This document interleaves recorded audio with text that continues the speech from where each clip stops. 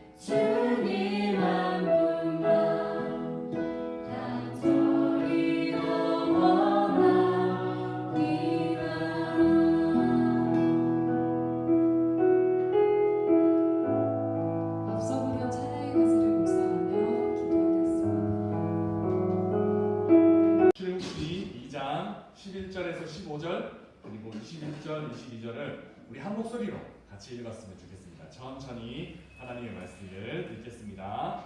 모세가 장성한 후에 한 번은 자기 형제들에게 나가서 그들이 고되게 노동하는 것을 보더니 어떤 애국 사람이 한 히브리 사람 곧 자기 형제를 치는 것을 본지라 좌우를 살펴 사람이 없음을 보고 그 애국 사람을 쳐 죽여 모래속에 감추니라. 이튿날 다시 나가니 두 히브리 사람이 서로 싸우는지라 그 잘못한 사람에게 이르되 네가 어찌하여 동포를 치느냐 하매 그가 이르되 누가 너를 우리를 다스리는 자와 재판관으로 삼았느냐 내가 애굽 사람을 죽인 것처럼 나도 죽이려느냐. 모세가 두려워하여 이르되 일이 탈로 되었도다. 바로가 이 일을 듣고 모세를 죽이고 할자 하여 찾는지라. 모세가 바로의 낯을 피하여 미디안 땅에 머물며 하루는 우물 곁에 앉았더라. 모세가 그와 동거하기를 기뻐하매 그가 그의 딸 십보라를 모세에게 주었더니 그가 아들을 낳음에 모세가 그의 이름을 게르솜이라 하여 이르되 내가 타국에서 낳은 애가 되었습니다 하였더라. 아멘. 오늘 많은 선생님들이 그 연휴 기간이 있어서 출국을 하셨습니다. 네. 선생님들이 주도 다 다르게, 대륙도 다 다르게, 어떤 분은 미국으로, 어떤 분은 유럽으로, 어떤 분은 호주로 이렇게 출국을 하셨는데 오늘 본문에 마치 모세가 그랬던 것처럼 아마 나그네, 여행, 그리고 객 이런 시간을 보내고 계신 것 같습니다. 물론 모세는 지금 아주 우울한 객이 되었습니다. 나그네가 되었습니다. 그런데 왜 모세가 객이 되었을까? 왜 모세가 나그네가 되었을까? 한번 생각해보는 시간이 되었으면 좋겠습니다. 오늘 본문 21절, 22절에서 모세는 결국 객이 되었다 이렇게 보고를 하고 있습니다. 게르라는 말은 객, 그러니까 주가 아니라 객이 되었다 이렇게 표현하고 있는데 객이 되었다라는 말은 그냥 뭐 손님이 되었다 이런 표현이 아니고 이제는 주변에 아무도 의지할 사람이 없어졌다라는 표현입니다. 그래서 고립이 되었다라는 것을 의미하고 이 고립은 모든 익숙한 것으로부터 소외되었다는 것을 의미합니다. 왜 하나님께서는 모세를 한참 활동할 시기인 40세에서 80세까지 고립되는 삶을 살게 하셨을까요? 왜 하나님께서는 모세를 길 밖에 있는 길로 내모셨을까요? 이것이 우리가 오늘 한번 생각해 봤으면 하는 문제입니다. 지금까지 여러 번 말씀드렸듯이 출애굽기 앞부분에는 어떤 싸움이 계속해서 묘사되고 있느냐 하면 어떤 싸움? 기억나세요? 어떤 싸움이 묘사되고 있느냐 하면 한쪽에서는 죽이려고 합니다. 그런데 한쪽에서는 살리려고 합니다. 그래서 한쪽에서는 내가 살기 위해서 다른 사람을 죽이려고 합니다. 바로는 자기의 힘으로 내가 위태롭게 되지 않기 위해서, 내가 죽지 않기 위해서, 내가 살기 위해서 다른 사람을 죽입니다. 이스라엘 민족을 죽이려고 합니다. 그런데 한쪽에서는 내가 죽더라도 다른 사람을 살리는 싸움을 합니다. 히브리 산파들 이런 사람들은 바로의 그 큰 권세 있는 명령을 어기고 그 명령을 어겨서 내가 죽을 수도 있는데 내가 죽을 수도 있다는 것을 생각하면서도 내가 죽더라도 다른 사람을 살리는 싸움을 합니다. 그래서 한쪽에서는 죽이려는 싸움, 한쪽에는 살리려는 싸움을 하는 것이 출애굽기 앞부분에 나와 있는 장면입니다. 근데 참 아이러니하게도 그 죽이려는 싸움을 하나님께서 살리시면서 어떻게 살리시느냐 하면 바로의 집, 그들의 모세를 숨기시면서 살리십니다. 죽이려는 자 안에서 하나님은 생명을 살리시는 일을 하셨습니다. 그런데 모세는 40세가 될 때까지 이 바로의 궁전에서 안전하게 살았습니다. 선진문물 그리고 아주 고차원적인 왕자들이 배우는 학문 공부들을 했을 것입니다. 그래서 아마 모세도 그렇고 주변에 이 모세를 본 사람들은 하나님께서 모세를 지도자 삼기 위해서 이런 교육을 시키셨구나 라고 생각을 했을 것입니다. 그래서 아, 나는 충분히 준비가 됐어. 나는 이제 애굽에서 자라난 히브리 사람으로 이제 히브리인들의 지도자가 되기에 충분히 준비가 됐어 하면서 모세가 사람들 앞에 공적으로 드러나는 장면에서 모세는 와장창 깨어지고 맙니다. 사람들 앞에 드러나면서 자, 이제는 이 사람들이 왕자와 같은 나의 권위, 애굽의 권위, 그리고 히브리 사람으로 큰 나, 이제 동족들을 위해서 내가 일할 때가 좀 됐지 하면서 딱 드러났을 때, 그때 아, 사람들이 모세 너 진짜 위대하네, 잘하네 하면서 좋은 호감으로 다가갔던 것이 아니라 오히려 반감으로 서 있는 모습을 오늘 본문에서 알려줍니다. 동족을 위해서 애굽 사람 한 명을 죽이기도 했고, 또 동족들이 싸우는 모습을 보면서 야, 너네들 동족끼리 왜 이래? 라고 하면서 리더십을, 지도력을 발휘하려고 했던 그 순간에 오히려 동족들은 야, 누가 너를 세웠어? 라는 말을 듣게 됩니다. 누가 너를 우리를 다스리는 재판장으로 세웠어? 네가 애국 사람들을 죽인 것처럼 우리도 죽이려고 그러는 거야? 라고 이야기를 했습니다. 이 말이 모세는 아마 큰 충격이었습니다. 살인을 했다라는 것을 들켰던 그 문제뿐만 아니라 모세는 자기가 이집트의 좋은 점, 그러니까 이집트 왕궁에서 배운 좋은 점, 그리고 히브리인으로서의 동질성, 이런 것들을 갖고 이제 내가 나서기만 하면 히브리인들, 이스라엘 민족들은 다 나를 아주 열심히 마음을 열고 따라줄 거야 라고 생각을 했는데 오히려 그 사람들은 반감을 갖고 있었습니다. 그래서 나는 이것도 갖고 있고 이것도 갖고 있어 라고 생각하고 딱 나섰는데 오히려 사람들은 너는 이것도 갖고 있지 않고 이것도 갖고 있지 않아 라고 모세를 맞이했습니다. 이 문제가 모세를 광야로 이끌었습니다. 그런데 광야로 이끌 수밖에 없었던 하나님의 마음은 거기에서 한 걸음 더 들어가 있습니다.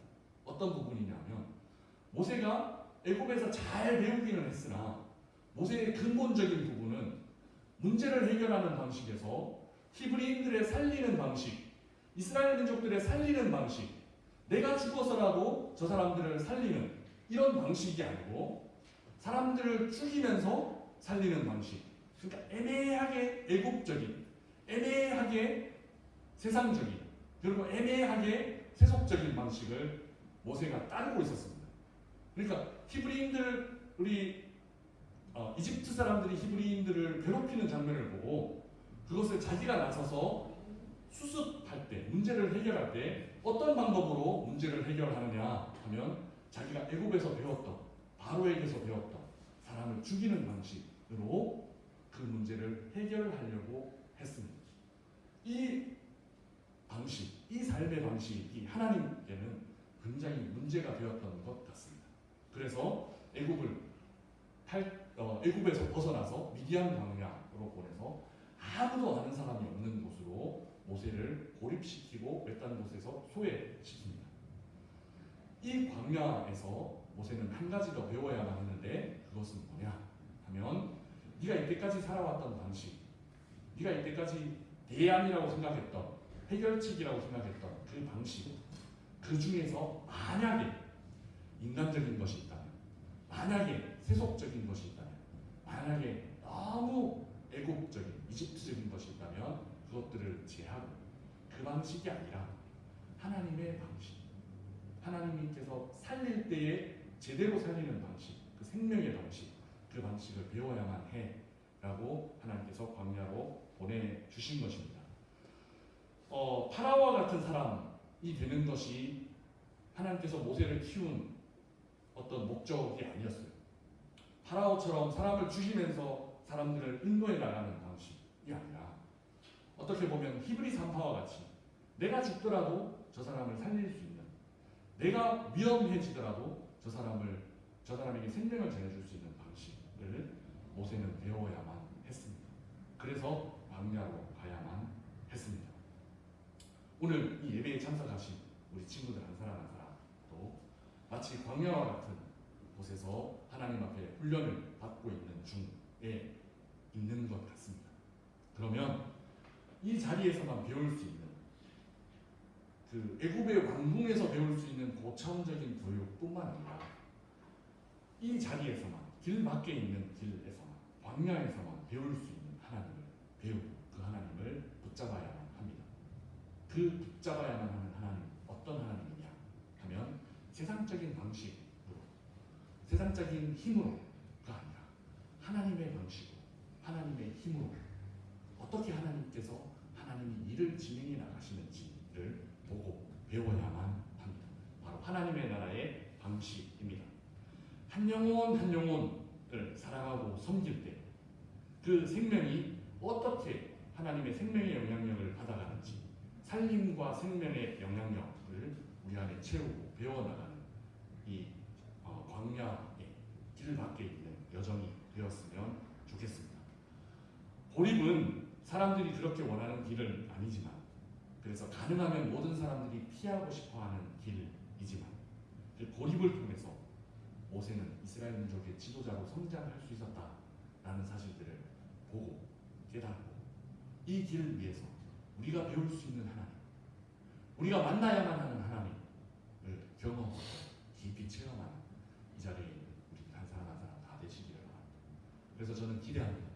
모세가 그 광야 이후에 80세에서 120살까지 멋지게 이스라엘 민족을 이끌고, 오늘날에도 구약하면 가장 중요한 인물 모세와 다윗과 엘리야, 이 5손가락도 아니고 3손가락 들어가는 그런 위대한 지도자로 성장할 수 있었던 것처럼, 그 광야 길 밖에 있는 길에서 하나님께서 놀랍게 사용하시는 지도자가 이 자리에서 나오고 하나님의 사람들이 이 자리에서 나올 수 있기를 주님의 이름으로 부탁을 드립니다. 이 힘 가지고, 이 말씀 가지고 한 주간 동안 승리하는 우리 미래청년부 친구들 한 사람 한 사람 다 되기를 주님의 이름으로 부탁을 드립니다. 기도하겠습니다.